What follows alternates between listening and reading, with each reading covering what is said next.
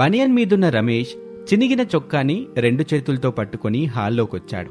గట్టిగా, అమ్మా, అనామిక, ఇద్దరు హాల్లోకి రండి అని అంటాడు. కిచెన్లో నుంచి అత్తగారు శారద వస్తుంటే కోడలు అనామిక విసనకర్రతో విసురుతూ ఉంటుంది. ఏవే కోళ్ళ, ఆడి కోపం వచ్చే పని ఏం చేశావు? నేనేం చేయలేదత్తయ్య, అంతా మీరు చెప్పినట్టుగా చేస్తున్నా కదా, మీరు దగ్గరుండి చూస్తున్నారుగా. అవును గదా, మరెందుకే కొడుకు అంత గట్టిగా మనల్ని పిలుస్తున్నాడు? హాల్లోకి వెళ్తే తెలుస్తుంది కదా అత్తయ్య. సరే పద అని అత్తాకోడలిద్దరూ మాట్లాడుకొని హాల్లో ఉన్న రమేష్ దగ్గరికి వచ్చారు. చిరిగిన షర్ట్ని చూపిస్తూ, అనామిక, ఏంటిది? అది కూడా తెలియడం లేదా మీకు? ఇది మీరు వేసుకునే షర్ట్ అండి. అవును బాబు, ఇది నీదే, పక్కింటాలే గావు, పరాయి వాళ్ళ అసలే కాదు. ఇది షర్ట్ అని నేను వేసుకునేదని నాకు తెలుసమ్మా, కానీ నేను అడుగుతుంది నేను వేసుకునే ఈ షర్టు గురించి కాదు, ఈ షర్టుకు పడ్డ పగుళ్ల గురించి. ఇదసలు ఎలా జరిగింది అని అడుగుతూ ఉండగా చిరిగిన పంచెని పట్టుకుని ప్రసాదు హాల్లోకొచ్చాడు. శారదా, నీకు నేనేం అన్యాయం చేశాను చెప్పు? ఎందుకు నా మీదెంత కోపం? వచ్చిన జీతం డబ్బులు మొత్తం తీసుకొచ్చి నీకే ఇస్తున్నాను గదే. ఏవండి, అది చేసింది నేను కాదు. అయినా నాకు మీ మీద కోపం ఎందుకు చెప్పండి? బుద్ధిగా నేను చెప్పినట్టు వింటున్నారుగా. ఏమిటే కోళ్ళ ఇది? కొడుకు షట్టే వట్టా జరిగింది, మీ మావే పంచం ఎట్ట జరిగింది? బండ మీద ఉతకడం అలవాటు లేని పని కదా అత్తయ్య, అందుకే ఇలా జరిగింది. అయితే నా చీరల పరిస్థితి కూడా ఇలాగే ఉందా అని శారద అనగానే అనామిక మౌనంగా తలదించుకుంటుంది. అయినా బండ మీద ఉతకటం ఏంటి అనామిక? ఇంట్లో వాషింగ్ మిషన్ ఉంది కదా, అది పనిచేయటం లేదా ఏంటి? అదంతా నాకు తెలియదండి. అత్తయ్య బట్టల్ని బండ మీదే ఉతకమని చెప్పారు, నేను కూడా బట్టల్ని బండ మీదే ఉతుకుతున్నాను. ఏమేం శారదా నీకు? కొంపదీసి చచ్చిపోయిన మీ పిసినారన్నయ్య దెయ్యం బుడిందా ఏంటి? తండ్రి కొడుకులు ఒక్క నిమిషం ఆగండి అని చెప్పి కిచెన్లోకి వెళ్తుంది శారద. ఏం తీసుకొస్తుందా శారద అని ముగ్గురూ ఆతురతగా ఎదురు చూస్తూ ఉంటారు. శారద కరెంటు బిల్లు పట్టుకొచ్చి ప్రసాద్కిస్తుంది. అది చూసి ప్రసాద్ కళ్ళు గుండ్రంగా గోళీల్లాగా తిరుగుతాయి. కళ్ళు మైకం కమ్ముకున్నాయా? మామూలుగా కాదు శారదా. ఇప్పుడు చెప్పండి, నేను కోడలు చేత అట్లాంటి పనులు చేయించడం తప్పంటారా అని శారద గట్టిగా అడగగానే ఏమీ మాట్లాడకుండా ప్రసాదు రమేష్ అక్కడి నుంచి వెళ్ళిపోతారు. ఒక అరగంట తర్వాత ప్రసాదు రమేష్లు ఆఫీసులకు వెళ్లేందుకు రెడీ అయి డైనింగ్ టేబుల్ దగ్గర కూర్చున్నారు. రమేష్ వాటర్ తాగుతాడు. అనామిక, వాటర్ ఏంటి కూలింగ్గా లేవు? మొన్నొచ్చిన కరెంట్ బిల్లు ఒకసారి చూడండి, వాటర్ వాటంతటికవే కూల్ అయిపోతాయి అని అనామిక అనగానే రమేష్ ఏమీ మాట్లాడకుండా ఉంటాడు. శారద వాళ్ళ దగ్గరికి వచ్చింది. ఏమయ్యా, ఇంటి ఓనరో వచ్చి తిరిగి వెళ్తున్నాడు, ఏం చెప్పమంటావు? నీకు తెలియదేవును శారదా, మనం పేరుకు పట్టణంలో ఉంటున్నాం, ఇద్దరం పనిచేస్తున్నాం, కానీ సంపాదన 25,000 కూడా రావటం లేదు. మొన్నటిదాకా మనం అనుకున్న ప్లాన్ ప్రకారం నడిచింది కాబట్టి ఇన్స్టాల్మెంటుల్లో ఫ్రిడ్జు, వాషింగ్ మిషను తీసుకున్నాం. ఎప్పుడైతే ఊర్లో ఉన్న పొలానికి డబ్బులు కట్టాల్సి వచ్చిందో అప్పటి నుంచే మనకి ఇబ్బంది ఏర్పడింది. చివరికి ఇంటద్దె కూడా కట్టలేని పరిస్థితికి వచ్చేసాం మనం. నిజమే బాబు, ఇబ్బంది ఉందంటే 1 నెల 2 నెలలు అర్థం చేసుకుంటారు ఎవరైనా, కానీ ఇలా 6 నెలల నుంచి ఊరుకోరు కదా. ఆయన అద్దె డబ్బుల కోసం ఇంటికొచ్చినప్పుడు మీరు ఇంట్లో ఉండరు. మమ్మల్ని చూసి ఇంటి దగ్గరుండే ఆడవాళ్ల మీద అరిస్తే బాగుండదని ఆయన అరవకుండా వెళ్ళిపోతున్నారు. నా అద్దె నాకు ఇచ్చేస్తే నేను ఎన్నిసార్లు మీ ఇంటికి రాను కదా అంటూ ఆయన అంటున్నాడండి. మీ బాధ మాకు అర్థమైంది కోళ్ళ, కానీ మా తల్లిదండ్రుల పరిస్థితి కూడా అర్థం చేసుకోవాలిగా. అందుకే నేను కొడుకు ఉదయం 5 గంటల నుంచి 8 గంటల వరకు పాలు డెలివరీ చేయడానికి వ్యాన్ మీద వెళ్తున్నా. ఆ డబ్బులు రాగానే ఇంటద్దె ఇచ్చేద్దాంలే శారదా, ఈసారి వస్తే ఆయనకి అదే చెప్పండి అని చెప్పగానే శారద అనామిక మౌనంగా ఉంటారు. ఇలా తెల్లారిందో లేదో అలా అద్దె కోసం సుదర్శన్ మిడిల్ క్లాస్ అత్తాకోడల ఇంటి దగ్గరికి వచ్చి కాలింగ్ బిల్ నొక్కాడు. అప్పటికే ఆ ఇంట్లో తండ్రి కొడుకులు ప్రసాదు రమేష్లు బయటకు వెళ్లిపోవాలని రెడీ అవుతూ ఉంటారు. సుదర్శన్ మళ్లీ కాలింగ్ బిల్ నొక్కుతాడు. శారద అనామిక ప్రసాదు రమేష్లు కంగారు పడుతూ ఒకరి ముఖాన్ని ఒకరు చూసుకుంటారు. మళ్లీ కాలింగ్ బెల్ వినిపిస్తుంది. మీరెక్కడే ఉండండి, నేనెళ్ళి చూసి వస్తాను. శారద, ఇంటి ఓనర్ అయితే గట్టిగా సౌండ్ చేయి, నేను కొడుకు దాక్కుంటాం. ఎక్కడ దాక్కుంటా నాన్న? ఈ ఇంటికి ఒక గుమ్మమే ఉంది, అది కూడా ఇప్పుడొచ్చింది. ఓనర్ అయితే మాత్రం మూతపడుతుంది. ఓనర్ అంకుల్ కాదులేండి, మీరు ధైర్యంగా ఉండండి. భయం ఎందుకు బాబు, మొన్న నాతో చెప్పిన మాటే ఇప్పుడు ఓనర్తో కూడా చెప్పండి, ఆయన అర్థం చేసుకుంటాళ్లే. సరే శారద, వెళ్ళి తలుపుది, నేను మాట్లాడతానులే అని ప్రసాద్ చెప్పటంతో శారద వెళ్ళి తలుపు తీస్తుంది. ఇంటి ఓనర్ సుదర్శన్ ఎదురుగా కనబడ్డాడు.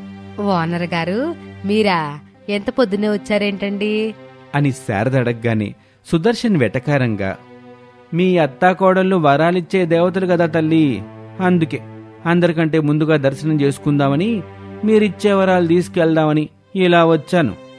అయ్యో, మా మిడిల్ క్లాస్ బతుకులు మీకు తెలియనివి కాదయ్యా. మరి కొంతకాలం గడివివ్వండి, మీకు ఇవ్వాల్సిన అద్దె డబ్బులు మొత్తం తిరిగిచ్చేస్తాం. ఈ సెంటిమెంట్ మాటలకి ఈ రోజు నేను కరిగిపోవడానికి సిద్ధంగా లేని తల్లి అని అంటూ ఉంటే ప్రసాదు, రమేషు, అనామిక ముగ్గురు అక్కడికొచ్చారు. సుదర్శన్ని చూసి నమస్తే పెట్టారు. హరే పొట్టి ప్రసాదు, బక్క రమేషు, మీరు బతికే ఉన్నారా? చాలా రోజుల నుంచి కనబడకుండా పోతే పోయారేమో అనుకున్నాం సార్. మొత్తం మీద ఉన్నారు, అన్నమే తింటున్నారు. ఓనర్ గారు, మీరీ మాటలంటంలో తప్పులేదు, కాని మేం మీకు భయపడి మాత్రం దాక్కోలేదు. పొద్దున్నే పాలు డెలివరీ చేయడానికి వెళ్తున్నాం, రాత్రి కూడా ఎక్కువ టైం పనిచేస్తున్నాం. ఎట్టాగైనా ఈ నెలలో మీ అద్దె కొంచెం కొంచెంగా ఇచ్చుకుంటాం. అవును ఓనర్ గారు, కొంచెం అర్థం చేసుకోండి అని అనగానే సుదర్శన్ కోపంగా చేతులు జోడించి, వద్దు బాబు, మీలాంటి ఉత్తమ సహజ నటీనటుల్ని నేనింతవరకు చూడలేదు. నాకు అద్దొద్దు, ఏమీ వద్దు, వెంటనే ఇల్లు ఖాళీ చేయండి. అదే మీరు నాకు చేసే గొప్ప మేలు. సాయంత్రం వరకు ఖాళీ చెయ్యాలి.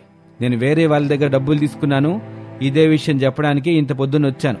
వెంటనే ఖాళీ చేయండి అని చెప్పి మరో మాట మాట్లాడే అవకాశం కూడా ఇవ్వకుండా వెళ్ళిపోయాడు. నువ్వు కొడుకు పనికి వెళ్ళండి, నేను కోళ్ళ అద్దె ఇంటి కోసం చూస్తాము అని చెప్పగానే ప్రసాదు, రమేష్లు పనికెళ్తారు. ఇక ఆ తరువాత అత్తాకోడళ్ళు తక్కువ అద్దెలో ఇంటి కోసం వాళ్లకు తెలిసిన కాలనీల్ని వెతుకుతూ ఉంటారు. చూసిన ప్రతి ఇంటి అద్దె ఇప్పుడున్న దానికంటే ఎక్కువగా ఉండటంతో అత్తాకోడళ్ళు అలసిపోయి ఒక చెట్టు కింద కూర్చుంటారు. వాళ్లకి కాలనీ చివర నరికేసిన పెద్ద చెట్టు మొదలు కనిపిస్తుంది. అప్పుడు అనామికకి ఒక ఆలోచన వస్తుంది. అత్తయ్య, అద్దెంటి కోసం అక్కడెక్కడ వెతకడం కాకుండా మనమే ఒక చెట్టిల్లు కట్టుకుందాం అత్తయ్య. చెట్టిల్లా? అదెలా కోళ్ళ? ముందు మీకు ఆ చెట్టిల్లేంటో చెప్తాను రండి అని చెప్పి శారదను తీసుకుని అనామిక ఆ చెట్టు మొదలు దగ్గరికి వస్తుంది. శారద కూడా ఆ చెట్టు మొదలు చూస్తుంది. కోడలి ఉపాయం అర్థమైంది. కోళ్ళ, నీ ఆలోచన అర్థమైంది. ఇక ఆలస్యం చేయకుండా ఈ చెట్టు మొదటిని ఇంట్లో మార్చేద్దాం. నేను ఇక్కడే ఉంటాను గాని నువ్వు ఇంటికెళ్ళి కావలసిన పనిముట్లను తీసుకునిరా అని చెప్పగానే అనామిక సంతోషంగా అక్కడి నుంచి ఇంటికి వస్తుంది. అలా చీకటి పడుతుంది. ప్రసాదు, రమేష్లు ఇంటి అద్దె గురించి ఆలోచన చేస్తూ మాట్లాడుకుంటూ ఇంటికొస్తారు. తాళం వేసున్న ఇంటి ముందు నిలబడిన అనామికాని చూసి కంగారు పడతారు. కోళ్ళ, మీ అత్త ఎక్కడి తల్లి? కంగారు పడకండి మావయ్య, కొత్తింటి దగ్గరుంది. మీకు ఆ ఇల్లు తెలియదని తీసుకెళ్ళడానికి నేనొచ్చాను మావయ్య. పదండి, మన కొత్తింటికి వెళ్దాం.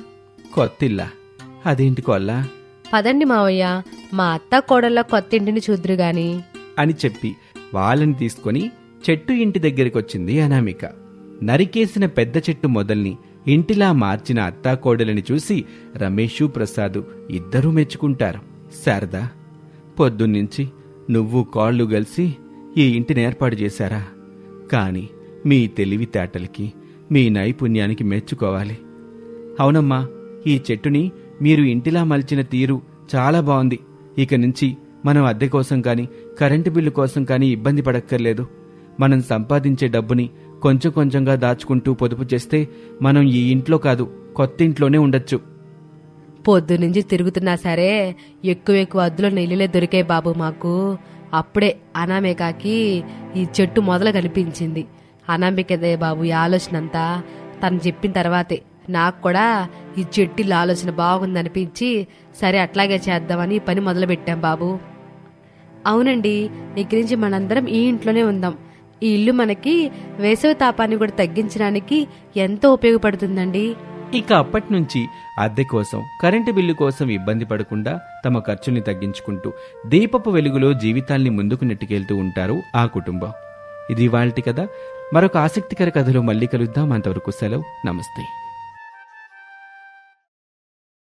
సిటీలో ఉంటున్న మోడ్రన్ అత్త శారద ఎంతో ఇష్టంగా తనకు నచ్చినట్టుగా కట్టుకున్న 2 అంతస్తుల బిల్డింగ్ అది.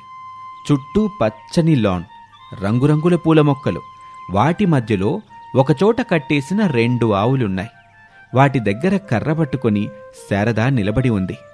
ఇంత చక్కటి ఇంటి ముందు 1-2 చేయడం తప్పు కదా, అవి వచ్చినప్పుడు ఎక్కడికని ఎల్లు రావచ్చు కదా అని అంటుంటే ఆవులు ఒకదాని తర్వాత ఒకటి అరుస్తూ ఉంటాయి. ఆ అరుపులు విని ఇంట్లో నుంచి ప్రసాదు కంగారు పడుతూ వాటి దగ్గరికి వస్తాడు. ఓహో, 3 ఆవులు కలిసి ముచ్చట పెట్టుకుంటున్నారా?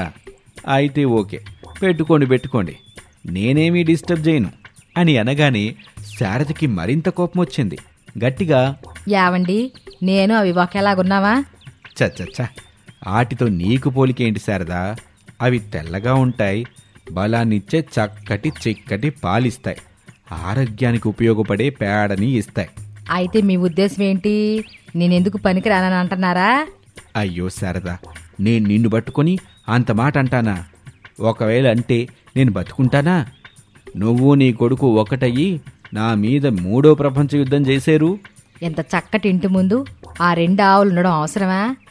ఆ మాట నన్ను కాదమ్మా శారదా, పల్లెటూరు అమ్మాయిని ప్రేమించి పెళ్లి చేసుకుని నీ కోడలుగా తీసుకొచ్చాడుగా నీ కొడుకు రమేష్. వెళ్ళి వాన్నడుగు. ఆడమాయకుడు, నోట్లో నాలుక లేనివాడండి. సినిమా టైటిల్ బాగుంది గాని దానికి సరిపడా క్యాప్షన్ కూడా అదిరింది.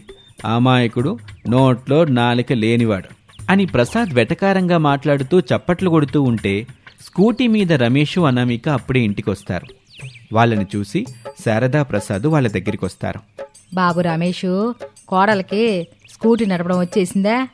రాలేదు మమ్మీ, ఎంత చెప్పినా అనామిక అర్థం చేసుకోవటం లేదు. పైగా తోలమంటే భయపడుతుంది. నేనప్పుడే చెప్పాను కదా బాబు, ఈ పల్లెటూరు కోడలకి ఏది నేర్చుకోవడం రాదని. ఎంత చెప్పినా అర్థం కాదు. ఒక స్కూటీ నేర్చుకోవడమే కాదు, మనం తినే ఫుడ్ కూడా సరిగ్గా చేయదు అని శారద అనామికాని తిడుతూ ఉంటే అనామిక మౌనంగా తలాడించుకుంటూ ఉంటుంది. ప్రసాద్కి మాత్రం కోడలు భయపడుతుందని అర్థమవుతుంది. ఇద్దరూ కలిసి కసుబుస్సుమంటూ చెప్తే ఏం అర్థమవుతుంది? ఆ పిల్లకి భయపడుతుంది తప్ప ఎలాగైనా నేర్చుకోవాలనే ఇష్టం ఎట్టగలుగుతుంది? కోడలు భయపడేలా చెప్పొద్దు బాబు, ఏదైనా ప్రేమగా చెప్పాలి. అప్పుడే కదా భయపడకుండా నేర్చుకునేది. ఇంకా బతిమాలతా కూడా చెబుతావండి. ప్రేమగా చెప్పాలంట, ప్రేమగా చెప్పకపోతే కొట్టు చెబుతున్నావా, తిట్టు చెబుతున్నావా? నేర్చుకోవాలని అనామిక లేదు, అందుకే అట్టా భయపడుతుంది. నాకు 2 వీలర్ నడపడం వచ్చేత్తయ్యా అని చెప్పి ఆ ఇంటి ఆవరణలో ఒక మూల ఉన్న ఎడ్ల బండిని చూపిస్తుంది. అది చూసి శారదకి నవ్వాలో ఏడవాలో అర్థం కాలేదు. అది 2 వీలర్ అంటే అత్తయ్య, 2 చక్రాలున్నది ఏదైనా 2 వీలరే అవుతుంది కదా, మీరేమంటారు మావయ్య? అవును కోళ్ళ, శారదా, కోడలు చెప్పింది నిజమే కదా. నీ స్కూటీకి 2 టైర్లున్నాయి కాబట్టి నువ్వు 2 వీలర్ అంటున్నావు. కోడలి ఎడ్ల బండికి కూడా 2 చక్రాలున్నాయిగా, కాబట్టి అది కూడా 2 వీలరే అవుతుంది. ఏదేవైనా అనామిక భయపడిపోతుంది. సరేలే శారదా, కోడలు స్కూటీ నేర్చుకోవడానికి భయపడుతుంది గాని నీకెలాగూ భయం లేదుగా. నువ్వు ఎడ్ల బండి నడపడం నేర్చుకుంటావా? చాచా, ఇప్పుడు నేను మోడర్న్ అత్తనే, నేను ఎడ్ల బండి నడపడం ఏమిటి? ఏ అత్తైనా ఎడ్ల బండి నడపొచ్చు శారదా. అమ్మ కోళ్ళ, నువ్వు ఎడ్ల బండిని సిద్ధం చెయ్యి. ఈ మోడర్న్ అత్తగారు ఎడ్ల బండిని ఎలా డ్రైవింగ్ టెస్ట్కి పోయి వస్తుందో చూద్దాం. అలాగే మావయ్య, మీరు చెప్పినట్టే ఎడ్ల బండిని సిద్ధం చేస్తాను అని చెప్పి అనామిక వెంటనే అక్కడి నుంచి ఆవుల దగ్గరికి వస్తుంది. మమ్మీ, ధైర్యంగా ఎడ్ల బండి డ్రైవింగ్ టెస్ట్ని నువ్వు పాస్ అవ్వాలి. మోడ్రన్ అత్త అనే నీ క్యారెక్టర్కి నువ్వు న్యాయం చెయ్యాలి. అర్థమైందా? జాగ్రత్త, నేను కాసేపు రెస్ట్ తీసుకుంటాను అని చెప్పి రమేష్ అక్కడి నుంచి ఇంట్లోకి వెళ్ళిపోతాడు. శారదకేమో అంత అయోమయంగా ఉంటుంది. తనలో తాను, పల్లెటూరు కోడల్ని అనేసరికి ఈయన కోపం వచ్చినట్టుంది, అందుకే నన్నెట్టా బుక్ చేశాడు. నాకేమో ఎడ్ల బండిని ఎట్టా నడపాలో తెలియదు. లోపలేమో భయంగా ఉంది, పైకి మాత్రం భయం లేనట్టుగా అనామిక ముందు బిల్డప్ ఇచ్చాను. ఓ గాడ్, సేవ్ మీ అని అనుకుంటూ ఉండగా అనామిక ఎడ్ల బండిని తీసుకుని ఇంటి ముందు నిలబడి ఉంటుంది. మావయ్య, ఎడ్ల బండి రెడీగా ఉంది, ఇక అత్తయ్య రావడమే ఆలస్యం. అమ్మా, ఇక్కడ మీ మోడర్న్ అత్తగారు కూడా డబుల్ రెడీగా ఉంది, వస్తుంది అని చెప్పి శారదను తీసుకుని ఎడ్ల బండి దగ్గరికి వచ్చాడు ప్రసాద్.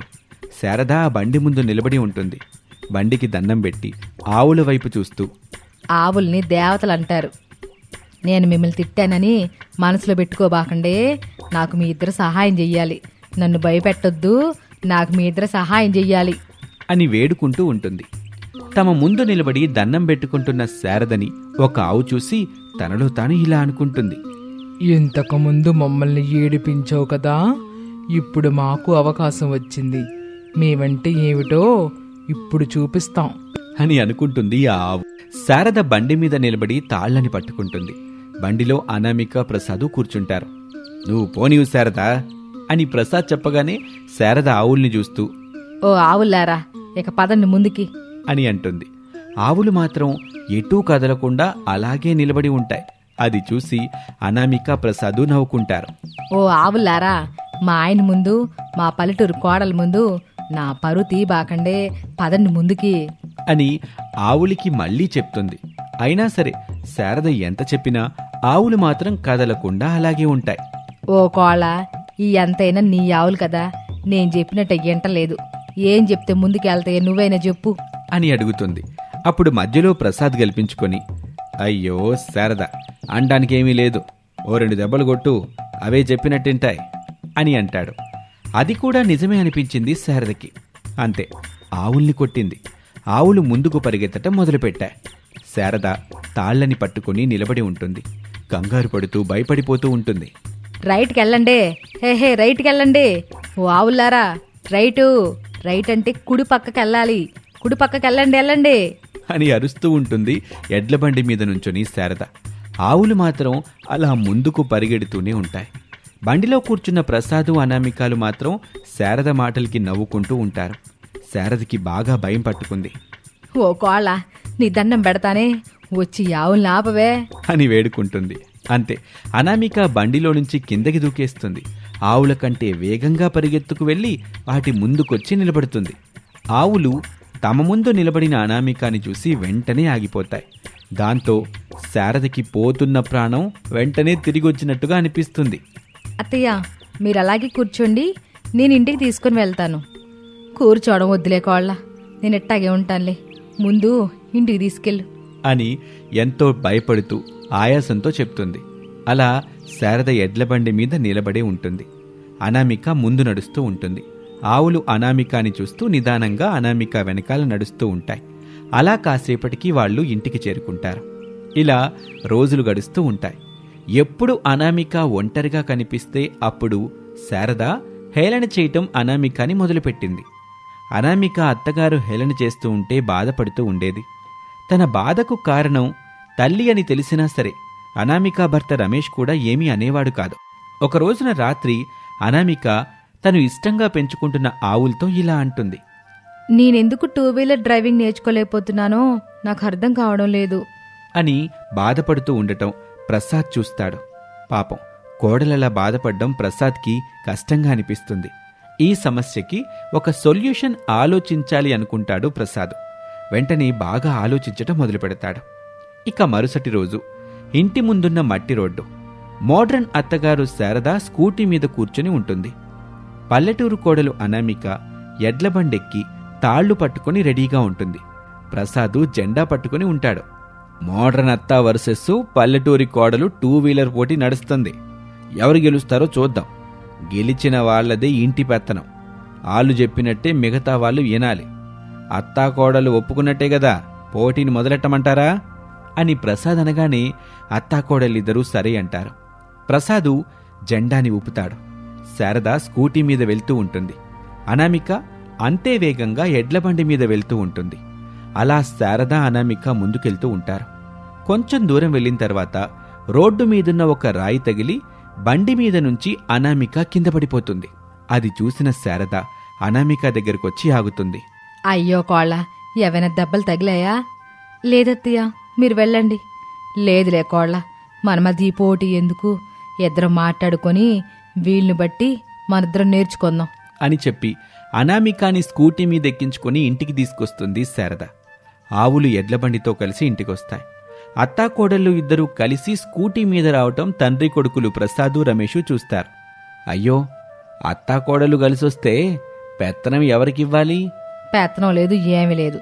అయినా మాలో మేం పోటీ పడడం ఏంటండి? మేమిద్దరం కలిసి వేరే వాళ్ళతో పోటీ పడి వాళ్ళని ఓడించాలి గాని ఇక నుంచి కోడలకి నేనే అన్నీ నేర్పిస్తాను అని చెప్పి అనామికాని ప్రేమగా లోపలికి తీసుకుని వెళ్తుంది శారద. వాళ్ళిద్దరూ అలా కలిసికట్టుగా ఉండటం ప్రసాద్ చూసి ఎంతో సంతోషిస్తాడు. ఇక వెంటనే ఇంటికొచ్చిన ఆవుల్ని తీసుకెళ్లి కట్టేస్తాడు. ఇలా అత్తాకోడలిద్దరూ కలిసిమెలిసి 2-వీలర్ డ్రైవింగ్ నేర్చుకుంటూ ఉంటారు.